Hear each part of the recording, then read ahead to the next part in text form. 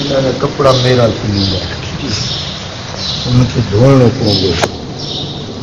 मस्जिद आहे केॾी साफ़ सुथरी आहे, इनजी सफ़ाई न कयो, 2-3 ॾींहंनि खां पोइ हिन में मर मिटी मेर तव्हांखे नज़र ईंदी।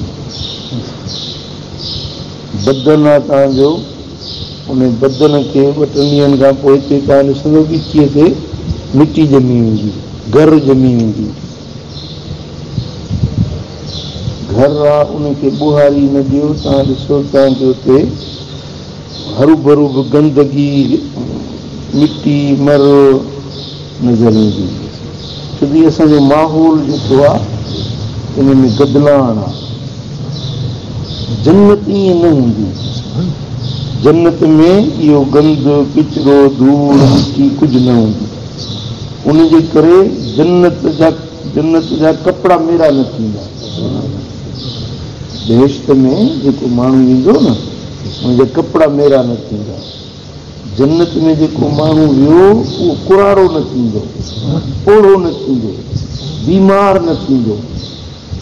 ये बीमारियूं असांखे माहौल खाधा पीता उन्हनि मंझां बीमारियूं पैदा थियनि थियूं। हिकिड़ी गंदगियूं असां ॾिसूं था, मिसाल धूड़ आहे किचिरो आहे मिटी ॾिसूं था। ॿिया वरी वायरस आहिनि, उहे नज़र बि नथा अचनि। मिसाल कॾहिं ईअं थींदो आहे अखियुनि जी वायरस ईंदी आहे, हर कंहिंजूं अखियूं ख़राबु थी वेंदियूं आहिनि। हींअर हिकिड़ी वायरस हले थी पई हेपाटाइटिस जी, हिकिड़नि खां ॿियनि में लॻे थी। केतिरा हज़ारे माण्हू आहिनि, हूअ चङा भला हलंदा था वञनि, टेस्ट कराईंदा त हुन में वायरस निकिरी। सम्झो था? इन तरह सां जेके बीमारियूं फैलजनि थियूं, माण्हू पोड़ो थी वञे थो, इहे सभु कुझु में माहौल जी आलूदगी ऐं गंदगी जे करे थिए थो। पोइ उन जे लाइ तव्हां छा कंदव? सफ़ाई सुथराई रखंदव, 2 ॾींहं 3 ॾींहं कपिड़ा मटाईंदव, गुस्ल कंदव, वेंजंदव। वुज़ू जे लाइ त 5 वक़्त जो हुकुम अलाह साईं ॾेई छॾियो आहे। इहे हिकिड़ा बदन जा उज़ू आहिनि जेके कपिड़नि में ढकियल आहिनि। जेके खुलियल उज़ू आहिनि कपिड़नि खां ॿाहिरि आहिनि, उन्हनि खे वुज़ू में धोइणो आहे। जीअं हथ खुलियल आहिनि, हीअ ॿाहुनि ताईं बि हेॾे ताईं बि आहे धूड़ दज़ वञी सघे थी, इन जे करे ॿाहुनि खे धोइणो आहे। मुंहुं खुलियल आहे, इन खे धोइणो आहे। पेर खुलियल आहिनि, इन्हनि खे धोइणो आहे। छो त इहा गंदगी मर मेर लॻे थी न, उनखे साफ़ करण जो शरीयत हुकुम ॾिनो आहे। जीअं इहे ज़ाहिरी गंदगी जे करे कपिड़ा मेरा, बदन मेरो, घर मेरो, मस्जिद मेरी थी वञे थी, तीअं वरी बातिनी बि गंदगी थींदी अथव। बातिनी गंदगी माना हिकिड़े बुरे माण्हुनि जी सोबत में ऐं नालाइक माण्हू उन्हनि सां गॾिजी वेठो, चोर माण्हू आहे, शराबी आहे, नशई आहे, उन्हनि सां गॾु वेठो, या उन्हनि जे पाड़े मां गुज़रियो, उन्हनि जे माहौल मां गुज़रियो, त उन्हनि जी बि गंदगी थींदी अथव, बदबू थींदी आहे, जेका उहा आम माण्हू खे महसूसु न थींदी आहे। जेके अहले दिलि हूंदा आहिनि उन्हनि खे महसूसु थींदी आहे। हिकिड़े ॾींहुं हुज़ूर अलैहिस्सलाम पंहिंजे सहाबा सां गॾु वञनि पिया, मदीने जी गली मंझां हिकिड़ी जाइ तां गुज़रिया, त वॾी बदबू महसूसु थी। सहाबनि पंहिंजा नक बंदि कया। साईं फरमायो त छा थियो आहे तव्हांखे?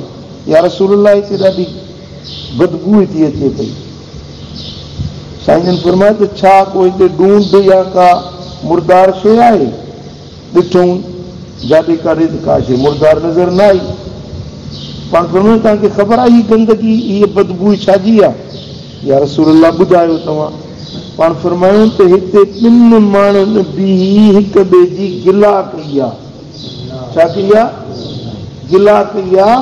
हीअ उन गिला जी बदबू आहे जेका तव्हांखे अॼु नबूअत जे फैज़ जे करे महसूसु थी आहे। सम्झो था? हाणे उन्हनि जा कल्ब बातिन खुलियल हुया रसूलुल्लाह जी सोबत जे करे, मदीने वारे साईं जे तवज्जो जे करे उन्हनि जा सीना खुलियल हुया, उन जे करे उन्हनि खे महसूसु थी। असांजा सीना बि बंदि आहिनि, दिलियूं बि बंदि आहिनि, असीं महसूस नथा कयूं। वरन त असांजो ही जेको माहौल रूहानी आहे न ॾाढो गंदो थी चुको आहे। हर पासे ॾे गंदगी आहे, हर पासे ॾे गुनाह बुरायूं बेफ़रमानियूं, अल्लाह ताला जी हुकमनि जी भञ करी। पोइ उन जो असर माण्हुनि ते पवे थो, दिलियुनि ते पवे थो। जीअं माण्हू हिन बाज़ार मां फिरी ईंदो, चार माण्हुनि सां मिली ईंदो न, उहा लट उहा गंदगी उहा उनजे बदन ते पवंदी, उनजे बातिन खे मेरो कंदी, उनजे कल्ब खे मेरो कंदी, उनजे रूह खे ग़लीज़ बणाए छॾींदी। हाणे जीअं तव्हां असां पंहिंजे बदन खे वुज़ू करे गुस्ल करे धोऊं था, साफ़ कयूं था, जीअं कपिड़नि खे धोऊं था, तीअं असांखे पंहिंजे बातिन खे बि धोअणु ज़रूरी आहे। जे न धोअंदासीं त बातिन बीमार थी वेंदो। जीअं ज़ाहिरी वायरस लॻे, कंहिंखे हेपाटाइटिस थी वञे, कंहिंखे कैंसर थी वञे, कंहिंखे अखियुनि जी बीमारी लॻी वञे, कंहिंखे गुर्दनि जी बीमारी लॻी वञे वायरस जे करे। त गंदनि माण्हुनि सां गॾिजी वेहण वारनि खे बि रूहानियत जूं गंदियूं बीमारियूं लॻी वेंदियूं आहिनि। उन्हनि खे पाण खे महसूस न थींदो त मूंखे का बीमारी लॻी आहे, सम्झंदो मां ठीकु ठाक आहियां। पर जॾहिं के डॉक्टर वटि वेंदो, तपास कराईंदो या रत जी टेस्ट थिए त ख़बर पए न कि रत में कहिड़ो वायरस लॻल आहे। अल्लाह वारनि कामिल मुर्शिद जेके हूंदा आहिनि उहे वरी इन रूहानी बीमारियुनि जा मुआलिज ऐं उनजी चकास करण वारा हूंदा आहिनि। उन्हनि जी सोबतुनि में वञण सां, उन्हनि जे मजलिसुनि में वेहण सां, उन्हनि जे ॻाल्हियुनि ॿुधण सां उहा अंदर जी गंदगी लहंदी, अंदर जी मेराण रोकंदी। जेको कामिल मुर्शिद हूंदो आहे न, उन वटि रूहानियत जी तासीर हूंदी आहे। उहो पंहिंजे रूहानियत सां पंहिंजे फ़क़ीरनि मुरीदनि जे सीननि खे साफ़ कंदो आहे, धोअंदो आहे, उनजी मेराण धोअंदो आहे। अगरि को वायरस लॻी वियो आहे त उनखे पंहिंजे रूहानी पावर सां साफ़ कंदो आहे। जीअं मिसाल कंहिंखे पथरी लॻी वेंदी आहे न, पथरी गुर्दे में मसाने में पथरी आहे, पोइ अॻे त डॉक्टर ऑपरेशन कंदा, हाणे रेज़ निकिता आहिनि। उनखे रुॻो सुम्हारे उहा मशीन हलाईंदा, उन मां रेज़ निकिरंदा, उनजी उहा पथरी उन श्वान ते घुरी झुरी वेंदी आहे। जीअं इहे मशीनुनि मां रेज़ निकिरनि था न, तीअं अल्लाह वारनि जे सीननि मज़ा ईअं रूहानियत जा रेज़ निकिरंदा आहिनि, जेके अंदर जे मुरीदनि जे अंदर जे उन पत्थर खे, उन विलाज़तुनि खे, उन मेराण खे, उन गदलाण खे धोअंदा आहिनि। उहे अल्लाह वारनि जे तवज्जो वारा उहे रेज़, सम्झो था। इन जे करे हज़रत ख्वाजा बाग़ी नक्शबंद बुखारी रहमतुल्लाह अलैह जो मक़ूलो पढ़ियो आहे। साईं फरमायो त अल्लाह वारनि जी सोबत सुन्नत मुअक्किदा आहे, सुन्नत मुअक्किदा, ताक़ीद वारी सुन्नत आहे। वञो अल्लाह वारनि सां गॾिजी वियो। जेको हिन सोबत खां हटंदो न, उनखे खसारो आहे, नुक़सान आहे। वरी जेकॾहिं उहे हिन सोबत खां हटी वरी कंहिं गंदनि माण्हुनि सां गॾिजी वेहे त पोइ उनखे ॾिठो नुक़सान थींदो। हिकिड़ो हिन सोबत खां परे थियण जो नुक़सान, ॿियो वरी हुननि गंदनि माण्हुनि जा उहे असरात हिन जे मथां पवंदा। उहे रफ़्ता रफ़्ता आहिस्ता आहिस्ता आहिस्ता हुनजी दिलि कटिजंदी वेंदी, कारी थी वेंदी, हुनजे अंदर ते पर्दा चढ़ंदा वेंदा, अहिड़ा पर्दा चढ़ी वेंदा जो उहो पाण खे गुनहगार ई न सम्झंदो। हिकिड़ो माण्हू जी दिलि खुलियल हूंदी आहे न, पोइ मिसाल उनखां ख़ता थी वई, चवंदो आहे मुंहिंजी ग़लती आहे, मुंहिंजो कुसूर आहे, एतिराफ़ कंदो त मां ॾोही आहियां। पर जॾहिं हुनजी दिलि सियाह थी वेंदी न, कटिजी कारी थी वेंदी, हाणे उहो पंहिंजे गुनाहनि खे गुनाह ई न सम्झंदो। हबीबन करीमन फरमायो आहे त मुनाफ़िक माण्हू ऐं कल्बुल कासी कटियल कल्ब वारे जी निशानी इहा अथव जो वॾे खां वॾो गुनाह थी पवंदुसि त ईअं सम्झंदो जीअं नक ते मख वेंदी आहे न, ईअं उॾारे छॾे। नक ते मख वेठी ईअं आङुर सां उॾारे छॾे, उनखे अहमियत न ॾींदो त ही को मूं ख़ता कई आहे, ही को मूं गुनाह कयो आहे।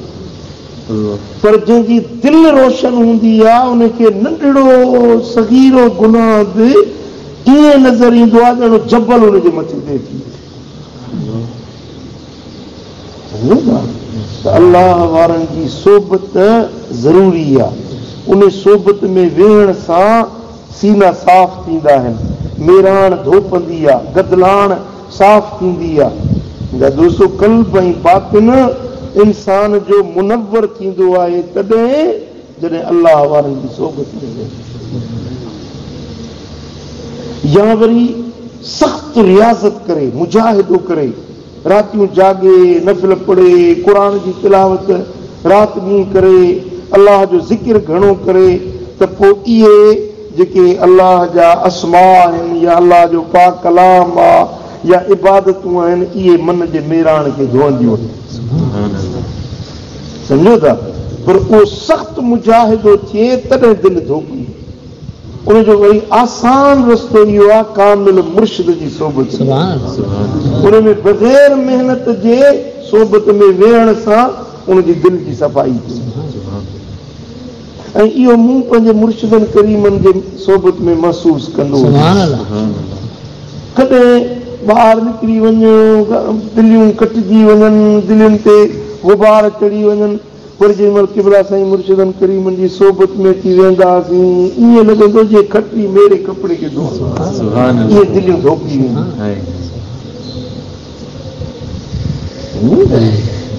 जेकॾहिं अलाह वारनि जी सोबत मुयसर थी वञे त इहा वॾी नेमत अथव, इहा वॾो अलाह जो एज़ाज़ ऐं इनाम आहे जंहिंखे सालिहनि जी सोबत नसीब थी। बुज़ुर्गनि फरमाया त वेही वञी वटि तन जेके वेही था ॼाणनि, वेहो न साण ॿियनि मतां वेही वक़्तु विञाई। हल तनी सां हल जेके हली था ॼाणनि, हल न साण ॿियनि मतां हली हाल विञाई। घुम तनी सां घुम जेके घुमी था ॼाणनि, घुम न साण ॿियनि मतां घुमी घर पुराई। दोस्तो अलाह वारनि जी सोबत ईअं ज़रूरी अथव जीअं नंढड़े ॿार खे माउ ज़रूरी आहे। नंढड़ो ॿार माउ खां सवाइ ॼाले सघंदो? उनजी ज़रूरतुनि जो पूरा उनजी जीजल अम्मा कंदी आहे। बुखा उञा उघाड़ो आहे, पेशाब कई, पायखानो कई, सर्दी थी लॻेसि, गर्मी थी लॻेसि, उहा अम्मा खे सुञाण हूंदी आहे त मुंहिंजे बचे खे हाणे छा कहिड़ी शइ जी ज़रूरत आहे। जीअं नंढड़े ॿार खे माउ जी ज़रूरत आहे, तीअं हर माण्हू खे अलाह वारनि जी सोबत जी सोबत खां परे थींदो उनजी दिलि कटिजी वेंदी, उनजो क़ल्ब कारो थी वेंदो, उहो अलाह ऐं उनजे रसूल खां परे हटी वियो। बुज़ुर्गनि फरमाया, हज़रत मौलाई रूम रहमतुल्लाह अलैह फरमाया त चूं शवी दूरज़ हुज़ूरे औलिया दर हकीकत गश्त ई दूरज़ ख़ुदा। जॾहिं तूं अलाह वारनि खां परे थी, ईअं न सम्झ त मां मुर्शिद खां परे थियो आहियां, ईअं सम्झ त मां ख़ुदि ख़ुदा जी ज़ात खां परे थियो। अलाह ताला जल शान शल सालिहनि जी सोबत नसीब फरमाए। रब शल इन गंदगियुनि गिलाज़तुनि खां असांजे सीननि खे पाक ऐं साफ़